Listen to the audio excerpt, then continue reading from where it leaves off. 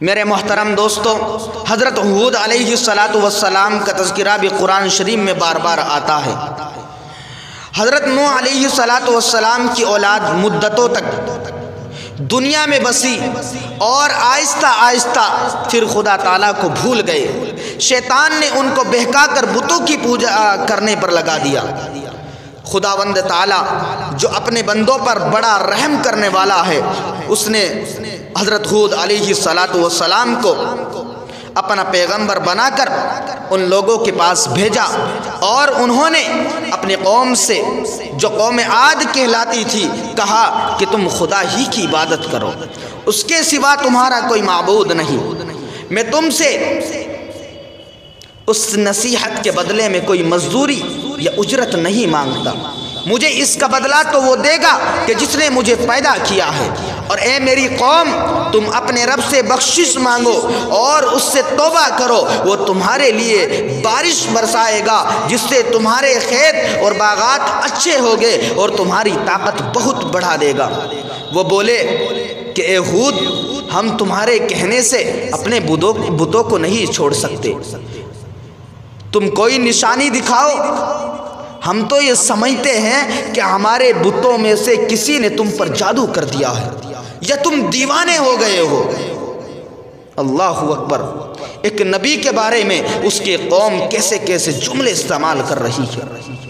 حضرت ہود علیہ السلام نے فرمایا کہ تم سب مل کر میرے لیے جو تدبیر کرنی چاہو کر لو، اور مجھے مہلت بھی تم سے نہیں چاہیے۔ میں تو خدا پر بھروسہ رکھتا ہوں کہ جو میرا اور تمہارا پروردگار ہے، میرے ہاتھ اللہ تبارک و تعالی نے تمہیں جو پیغام بھیجا تھا وہ میں نے تمہیں پہنچا دیا۔ اگر تم میرا کہنا مانو گے تو اللہ پاک تمہاری جگہ اور لوگوں کو بسا دے گا، اور تم خدا تعالیٰ کا کچھ نقصان نہیں کر سکتے۔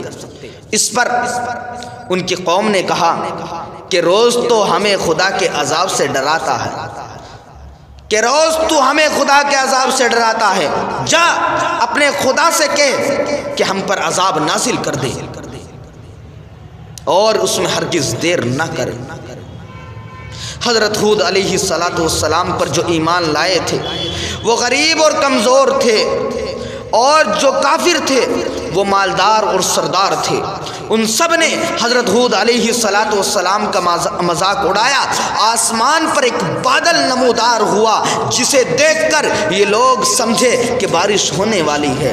حضرت ہود علیہ السلام کو اللہ تبارک و تعالی نے بتا دیا تھا کہ یہ عذاب ہے، چنانچہ وہ ایماندار لوگوں کو لے کر بستی سے باہر چلے گئے۔ اس بادل کے بعد آندھی آئی جو 8 دن اور 7 رات تک برابر چلتی رہی، یہاں تک کہ سب کافر مر گئے اور سب نیست و نابود ہو گئے، صرف اللہ تبارک و تعالی پر ایمان لانے والے ہی باقی بچ گئے۔ اس طرح ایک بار پھر اللہ تبارک و تعالی کی زمین کافروں اور مشرکوں سے خالی ہو گئی۔ پھر حضرت ہود علیہ السلام کی امت جو قوم عاد کہلاتی تھی وہ اللہ کے عذاب سے ہلاک ہو گئی، اور اس میں کے باقی بچے ہوئے لوگ پھر آباد ہوئے۔ ان کی اولاد ہوتی گئی اور بڑھتی گئی، انہوں نے اپنا نام سمود رکھا۔ یہ لوگ بھی آہستہ آہستہ بت پرستی کرنے لگے اور برے کاموں میں پڑ گئے، تو اللہ تبارک و تعالی نے ان کے پاس حضرت صالح علیہ السلام کو نبی بنا کر بھیجا۔ انہوں نے اپنی قوم سے کہا کہ اللہ کی عبادت کرو، اس کے سوا تمہارا کوئی معبود نہیں۔ اور دیکھو، اللہ تبارک و تعالی نے قوم ہود کے بعد تم کو سردار بنایا ہے اور زمین پر آباد کیا ہے۔ تم زمین میں بڑے بڑے محل بناتے ہو اور پہاڑوں کو کاٹ کاٹ کر اس پر بھی گھر تراشتے ہو۔ تم اللہ تبارک و تعالی کی نعمتوں کا شکر ادا کرو اور زمین میں فساد مت پھیلاؤ۔ ان کی قوم کے امیر اور سردار لوگ جو تکبر کرتے تھے، جو غرور کرتے تھے، انہوں نے ان غریبوں سے پوچھا جو حضرت صالح علیہ السلام پر ایمان لائے تھے کہ بھلا تم کو یقین ہے کہ صالح کو اللہ تبارک و تعالی نے نبی بنا کر بھیجا ہے؟ ان غریب ایمان والوں نے کہا کہ ہاں، ہم کو یقین ہے۔ حضرت صالح علیہ السلام کو اللہ تعالیٰ نے نبی بنا کر بھیجا ہے، اس پر مغرور امیر کہنے لگے کہ اچھا تم ایمان لاؤ، ہم تو ایمان نہیں لاتے۔ ان امیر لوگوں کو یہ تعجب ہوا کہ اگر اللہ پاک کسی کو نبی بنا کر بھیجتے تو ہم امیروں میں سے کسی کو نبی بناتے، ارے یہ تو غریب لوگ ہیں، اس کو کیسے نبی بنا کر بھیج دیا؟ اللہ اکبر۔ حضرت صالح علیہ السلام برابر اللہ تبارک و تعالیٰ کا پیغام اپنی قوم کو پہنچاتے رہے، مگر کوئی ان کی نہ سنتا، بلکہ الٹا مذاق اڑاتے، یہاں تک کہ آخر میں ان لوگوں نے یہ فیصلہ کر لیا کہ حضرت صالح علیہ السلام سے کہا جائے کہ اگر سچے نبی ہے تو اس پہاڑ میں سے اونٹنی پیدا کر دے، ہم آپ پر ایمان لے آئیں گے اور جانیں گے کہ آپ سچے نبی ہیں۔ حضرت صالح علیہ السلام نے اللہ سے دعا کی، اللہ تبارک و تعالیٰ تو سب کچھ کر سکتے ہیں، اللہ تبارک و تعالیٰ تو ہر چیز پر قادر ہے۔ اللہ تعالیٰ نے حضرت صالح علیہ السلام کی دعا قبول کی اور ایک پہاڑی سے اونٹنی کو پیدا کر دیا، لیکن ان کی قوم یہ سچائی دیکھنے کے بعد ایمان نہیں لائی۔ اور میں آپ کو بتلاؤں، یہ جو اللہ تبارک و تعالیٰ نے اونٹنی یہ پہاڑ سے جس کو پیدا کیا تھا، یہ اللہ کی اونٹنی ایسی تھی کہ جس چشمے پر جا کر پانی پیتی تھی سب پانی ختم کر دیتی تھی۔ اب ان کی قوم کے لوگ اور بھی پریشان ہو گئے۔ حضرت صالح علیہ السلام نے اپنی قوم سے کہا کہ دیکھو، اس اونٹنی کے لیے باری مقرر کر لو، ایک روز تمہارے جانور چشمے سے پانی پیے گے اور ایک روز یہ اونٹنی پیے گی، لیکن دیکھو اس کو بری نیت سے ہاتھ نہ لگانا، یعنی اس اونٹنی کو تکلیف نہ پہنچانا، ورنہ تمہارے حق میں اچھا نہ ہوگا۔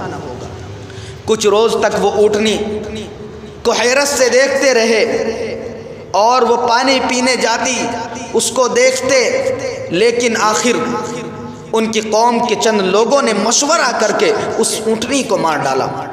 حضرت صالح علیہ السلام کو اس کی خبر ہوئی تو آپ کو بہت رنج ہوا اور انہوں نے اپنی قوم سے کہا کہ میں نے تم کو منع کیا تھا کہ اس اونٹنی کو تکلیف مت دینا، ورنہ تم پر جلد اللہ کا عذاب آئے گا، مگر تم نے میری بات نہ مانی۔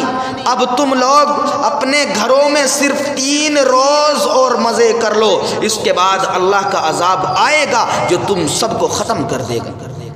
چنانچہ ایسا ہی ہوا، اللہ تبارک و تعالیٰ نے حضرت صالح علیہ السلام اور ان لوگوں کو بچا لیا جو ایمان لائے تھے، لیکن جو لوگ ایمان نہیں لائے تھے ایک بڑی ہیبت ناک اور خوفناک آواز پیدا ہوئی جس سے وہ اپنے گھروں میں اوندے پڑے رہ گئے اور مر گئے۔ ایسا معلوم ہوتا تھا کہ کبھی یہاں یہ رہتے ہی نہیں تھے۔ میرے محترم دوستو، جو لوگ خدا کے حکم پر نہیں چلتے اور پیغمبروں کا کہنا نہیں مانتے ان کا ہی حال ہوتا ہے۔ اللہ پاک ہم سب کو اپنے عذاب سے بچائے اور اپنے رسول پاک محمد عربی صلی اللہ علیہ وسلم کی اطاعت نصیب فرمائے۔ آمین۔ وآخر دعوانا الحمدللہ رب العالمین۔